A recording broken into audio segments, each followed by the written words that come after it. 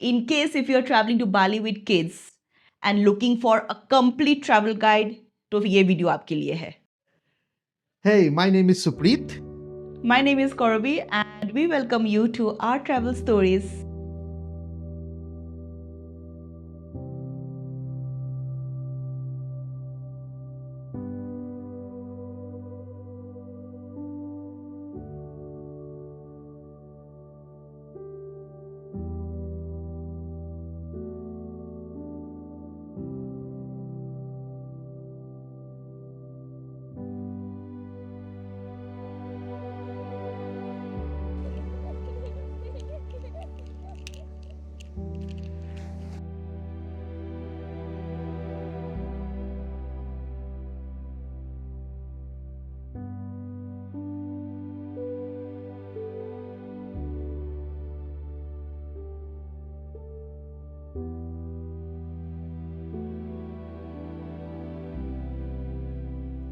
आज के वीडियो में हम लोग डिस्कस करने वाले हैं कि आपको बाली जाने के लिए क्या क्या चीज़ों की जानकारी होना है.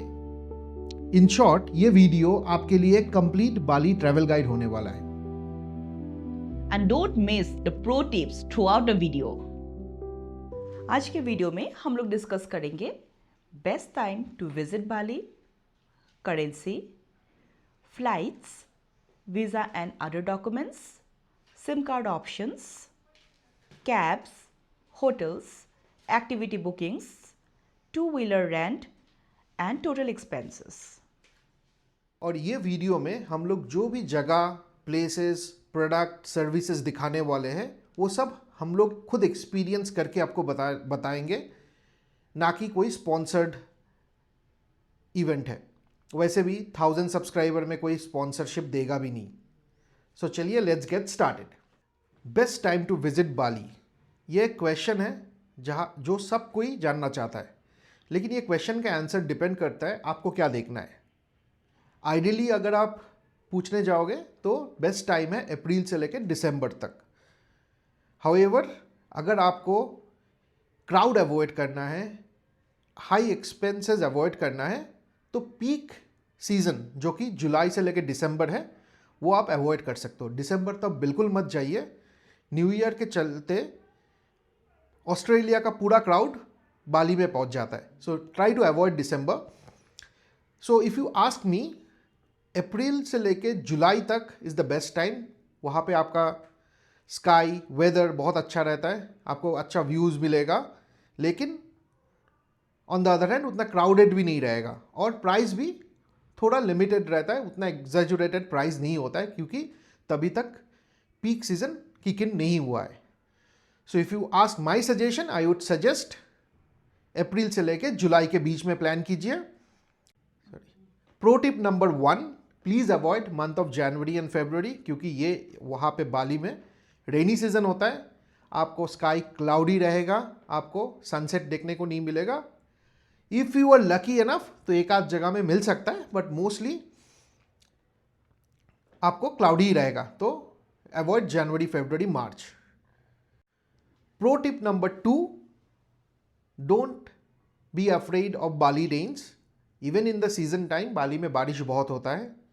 अगर होता भी है तो 10 मिनट के लिए रुक जाइए, आपका बारिश 10 मिनट के अंदर सेटल डाउन हो जाता है. मेरा डेली ब्लॉग में, बाली का ब्लॉग में आप देख लीजिएगा, बहुत बार ऐसे हुआ कि बारिश तो फुल फ्लेजेड बारिश रहता है, लेकिन with in 10 minutes things get normal. आप अपना एक्टिविटी खुद कर सकते हो. Next is currency. करेंसी के लिए आपको बहुत जगह में बहुत डिफरेंट टाइप ऑफ सजेशन मिलेगा, वीडियोस मिलेगा कि आप यूएस डॉलर में लेके जाइए, आप फॉरेक्स कार्ड लेके जाइए, विच इज़ एब्सोल्युटली फाइन. लेकिन मेरे एक्सपीरियंस से I will suggest you 2 points. आप अपना एक टेंटेटिव एक्सपेंस को 2 हिस्से में ब्रेक डाउन कीजिए. पहला हिस्सा, let's make it 50% of your total expense. आप इंडिया से ही इंडोनेशियन रुपया में कन्वर्ट करके लेके जाइए.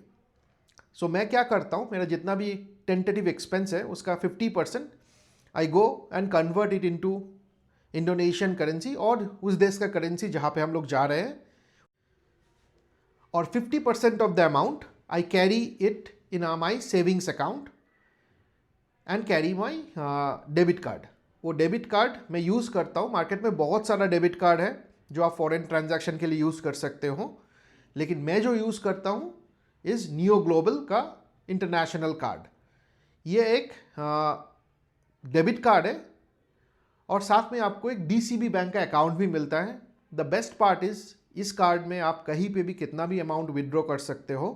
There is no restriction, there is no additional forex charge. उस दिन का जो ट्रांजैक्शन, उस दिन का जो करेंसी एक्सचेंज रेट रहेगा उसी रेट के हिसाब से आपको पैसा विड्रॉ कर सकते हो। कोई ट्रांजैक्शन चार्ज नहीं रहता है, कोई विड्रॉल चार्ज नहीं रहता है। और the second best part of this card is आप at any point of time UPI के थ्रू आपका इंडियन अकाउंट से इस अकाउंट में पैसा ट्रांसफ़र कर सकते हो और किसी भी देश का ATM से पैसा विड्रॉ कर सकते हो। And eight any point of time अगर कोई भी ATM से विड्रॉल के वक्त आपका कुछ ट्रांजैक्शन अमाउंट कट भी जाता है, नियो ग्लोबल वाले वो अमाउंट का इक्विवेलेंट पॉइंट्स आपको नियो कॉइन के हिसाब से नियो ऐप में रिडीम कर देते हैं, जिससे आप shopping, hotel booking, flight tickets booking कर सकते हो। सो बेसिकली इसमें आपको ज़ीरो ट्रांजैक्शन का एक कार्ड मिलता है जो आप किसी भी कंट्री में यूज़ कर सकते हो। और इसके साथ मैं एक इंटरनेशनल क्रेडिट कार्ड भी रखता हूँ जो कि है स्केपिया कार्ड। इसका eligibility, if you are eligible, आप अप्लाई कर सकते हो। बहुत ही सिंपल प्रोसेस है। And the best part is they also charge zero forex transaction across the globe. I am using it, my friends are using it, they have used in US, Canada. कहीं पे भी किसी तरह का कोई भी hidden charge इसमें नहीं है।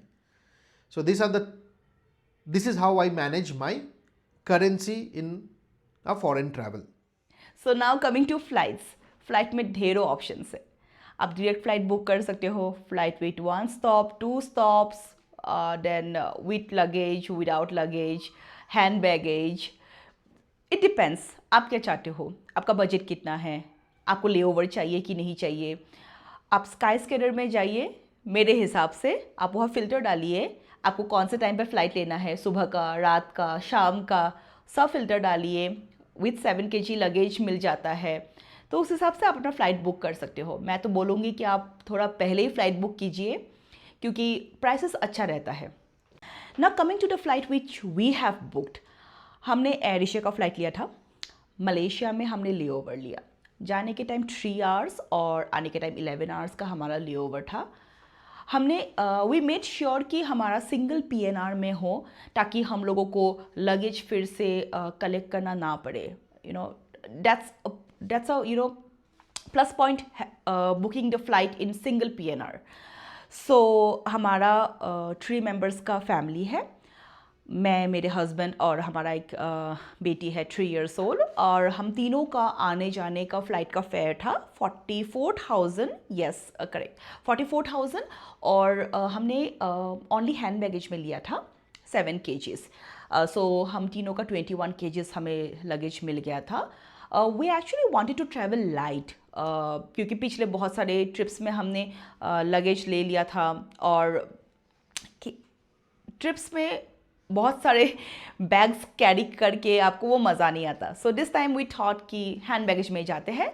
देन वी एडेड 20 kgs आने और जाने का, विच कॉस्टेड अस अराउंड 9,000। सो अप्रॉक्सीमेटली हमारा 50 to 53,000 के अंदर हमारा पूरा आने जाने का हो गया है, विथ लगेज बोल सकते हो आप लोग।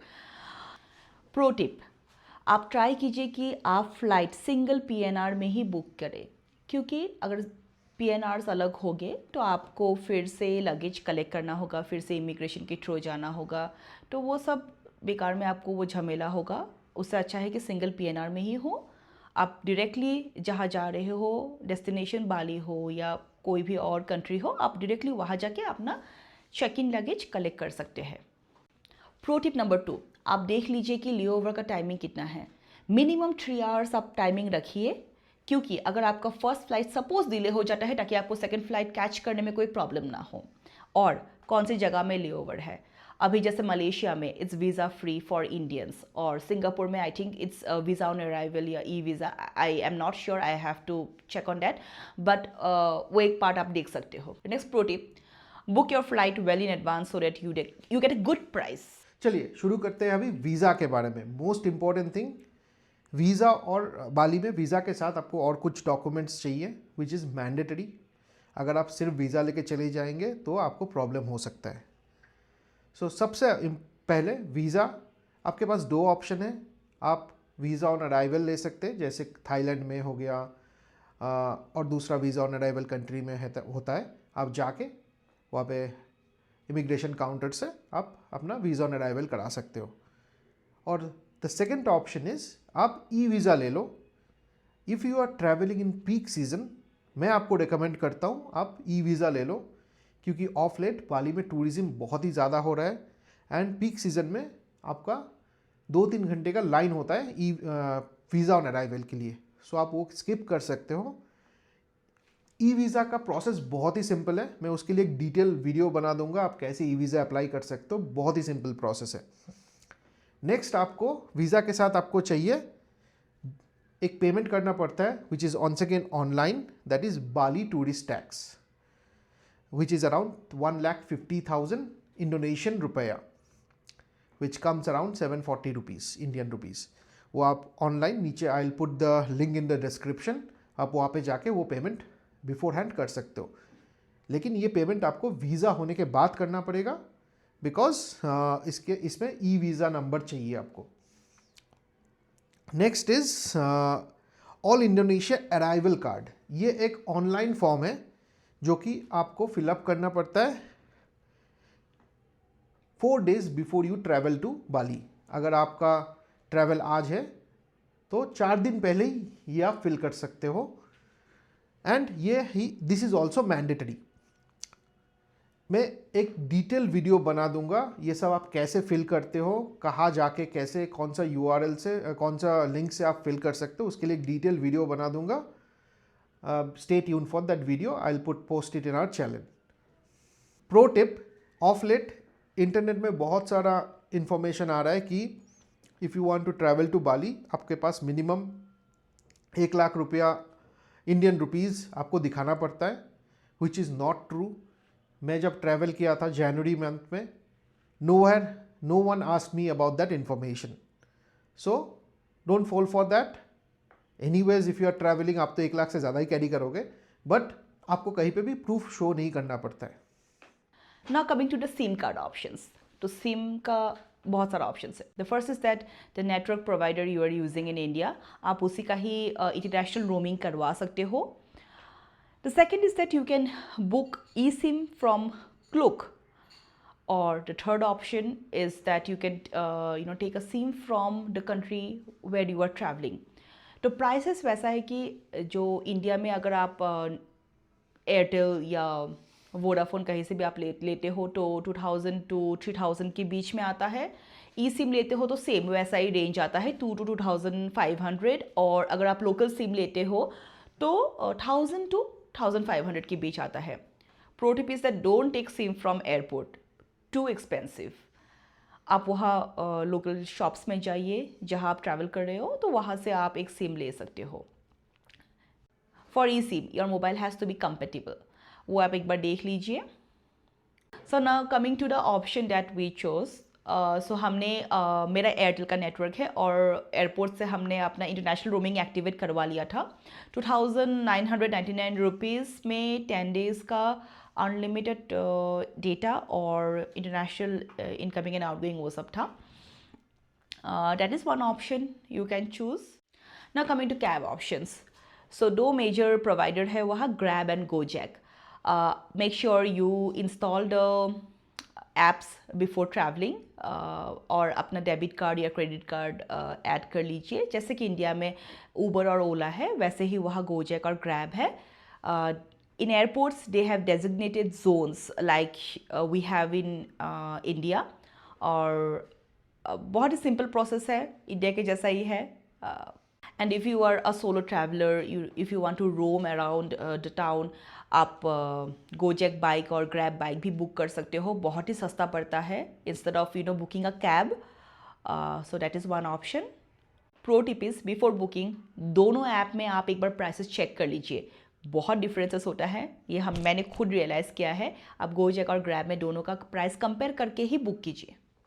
Next let us discuss the process of booking activities. जैसे आपको पता ही है, बाली में there are hell lot of activities that you can do. ATV ride से शुरू करके बाली स्विंग, वाटर स्पोर्ट्स, बहुत सारा एक्टिविटीज़ है. And this is the place where you can save your money to the max.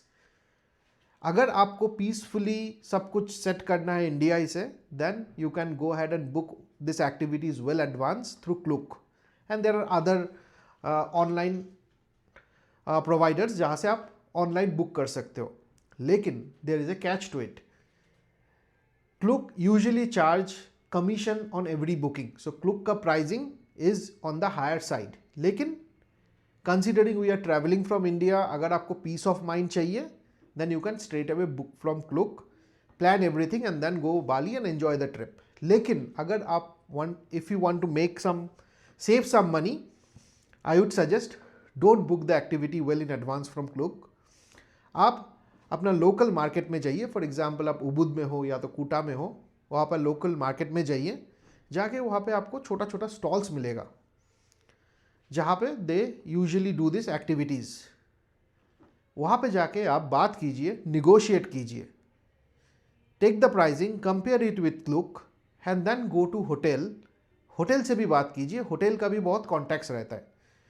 And compare all this 3 things and then book your activity. What I have noticed is हम लोग कुछ few of our activities were book from Klook. मैं वो cross verify किया local दुकान से, so I was getting a good deal, better deal from Klook in the local store. So मेरा recommendation and pro tip is go explore the market and then book the activities from the local stalls instead of Klook और any other website. Next, the most important part is the two wheeler rent. The biggest question here is, can Indian drive in Bali? आपको मैं straight forward answer देता हूँ, नहीं, you cannot drive in Bali. Indians are legally not allowed to drive in Bali. आपको 1000 जगह में 1000 videos मिल जाएगा जहाँ पे दिखेगा कि आप लोग स्कूटी लेके, गाड़ी लेके घूम रहा है, विच इज़ इलीगल. अगर आपको कहीं पे भी पुलिस रोक लेता है, then you will be at soup. Why I am saying this? Before I wanted to travel to Bali, I planned for Bali trip. मेरा प्लान था कि मैं वहाँ पे बाली में रोड ट्रिप करूँगा फॉर 10 days. सो उसके लिए I wanted to apply for international driving permit. So मैं ऑनलाइन परिवहन वेबसाइट में जाके इंटरनेशनल ड्राइविंग लाइसेंस अप्लाई करने गया. तो वहाँ पे you have to select from the drop down you have to select the country for which you want to apply for international driving licence. So वहाँ पे इंडोनेशिया लिस्टेड ही नहीं था. So what I have done is I have dropped an email. मैंने email भेजा Indonesian consulate in India जो कि दिल्ली में है. वहाँ पे मैंने ईमेल किया asking what is the process to get an IDP for Indonesia. So वहाँ से I get a reply within 2 days stating that Indians they don't provide international driving permit to Indians to drive in Indonesia. They clearly said that you are not allowed to drive. You can book cabs or you can use Gojek and Grab taxi to explore Bali. So straightforward, आपको तो नहीं चलाना चाहिए because illegal, you are doing an illegal activity there if you are driving. But most of the people can easily rent a two-wheeler or even four-wheeler. They don't ask for international driving permit जो आपको rent में दे रहा है. Police पकड़ेगा तो they might ask, but जो आपको rent में दे रहा है वो लोग कुछ नहीं पूछता है. They just see your passport, they make a note of your passport number and then they give you the bike. So now coming to the point कि आपको बाइक रेंट के लिए कितना एक्सपेंस आता है. Now the expense varies from place to place. मैं जब अहमद में था सो मैं पर डे का 100K दैट इज़ 540 रुपीज़ तब का एक्सचेंज रेट था। 540 रुपीज़ इंडियन करेंसी में मुझे एक दिन का स्कूटी मिल गया था। And this is not small scooty, this is a bigger scooty. Bigger scooty बोले तो आपको 150cc का स्कूटी था, बहुत बड़ा था, यामाहा का NMAX, जो कि इंडिया में नहीं आता है। Now same scooter when I tried renting in Kuta, they were asking 250K per day, which is around 1200 रुपया, 1400 रुपया टू बी स्पेसिफिक तब का एक्सचेंज रेट के हिसाब से। सो प्राइस वेरीज, लेकिन मैं हम लोग को कूटा में निगोशिएट करने के बाद 750 में मुझे मिल गया था। But this is the range, some places you might get it in 500 rupees, some places you will get it around 750 rupees. Petrol costs there around I think, if I'm not wrong, 50 to 60 rupees, yeah 50 to 60 rupees के बीच में था। You availability सब जगह में है, अगर आपको पेट्रोल पंप जाना भी नहीं है, हर चौराहे में आपको ब्लैक में मिल जाता है, 20-25 रुपया ज़्यादा लेता है। So this is it. Now whenever you are driving or riding two wheelers in Bali, just be careful कि आप कोई कहीं पे भी एक्सीडेंट ना कर दे। Don't violate any traffic rule, because if police gets involved, you will be at soup. Being an Indian, you are not allowed to ride or drive in Bali. Pro tip while booking scooter or two-wheeler in Bali: negotiate well, negotiate hard, and you please make sure you take video of the scooter from all 360 degree so that you can keep this as a proof.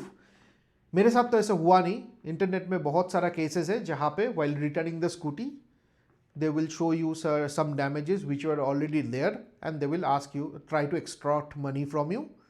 So be careful, कोई भी damage मिला तो rent से पहले उसको दिखा दीजिए and you take a video for your self reference. So अब आते हैं एक्सपेंसेस पे, हमारा कितना खर्चा हुआ इस ट्रिप में। सो मैं जो भी नंबर्स बताऊंगी ये हमारा फैमिली का है, 3 मेंबर्स का है। आप उस हिसाब से आप लोग कैलकुलेट कर लीजिए कि आप लोग 2 लोग जा रहे हो या 3 लोगों का मेंबर है या 4 लोगों का। So coming to flight we were lucky कि हमें बहुत ही कम में मिला है, 44,000 प्लस हमारा लगेज का 9,000। सो अप्रॉक्सीमेटली 53,000 में हमारा फ्लाइट टू एंड फ्रो हो गया था। होटल 50,000। नाउ अगेन, आप अगर थोड़ा लो रेंज में रहना चाहते हो तो आपको 1,000-1,200 में पर डे आप रह सकते हो, 3,000 मिड रेंज में रह सकते हो और अपर लिमिट आप अपने हिसाब से तय कर सकते हो। सो हमारा 9 डेज़ का 50,000 में होटल्स हो गया था। वीज़ा हम तीनों का 8,400 इंडियन रुपीज़ में पड़ा। मोबाइल का 3,000 रुपीज़। बाली टूरिस्ट टैक्स जो कि आपको जाने से पहले ही देना पड़ता है, क्योंकि वो आप लोग एयरपोर्ट में वो लोग चेक करते हैं whether you have submitted a tax और नॉट। तो वो हमारा पड़ा 2,600 3 लोगों का। Food again depends on you, अगर आप लोकल फूड खाते हो तो बहुत ही सस्ता है, it's very cheap over there. आपका लंच और डिनर अप टू 1,000 में कर सकते हो।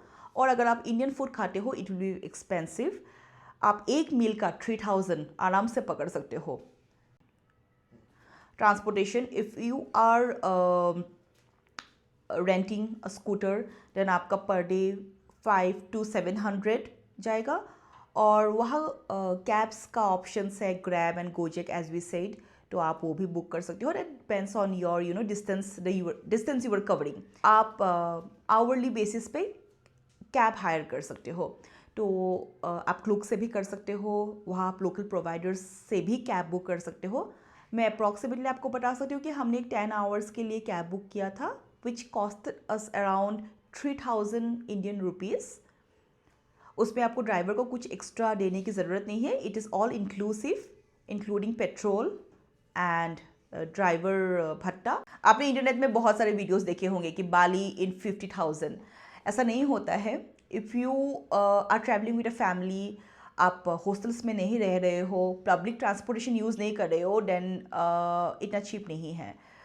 मिनिमम आप 2 lakhs पकड़ के चलिए upper limit again it depends on you, but minimum I would say 2 to 2.5 lakhs is needed for a family.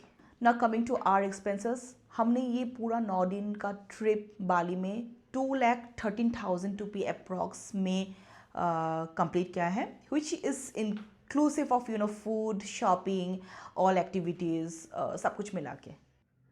So that's all in today's video. I hope कि आपको ये वीडियो इन्फॉर्मेटिव लगे हो.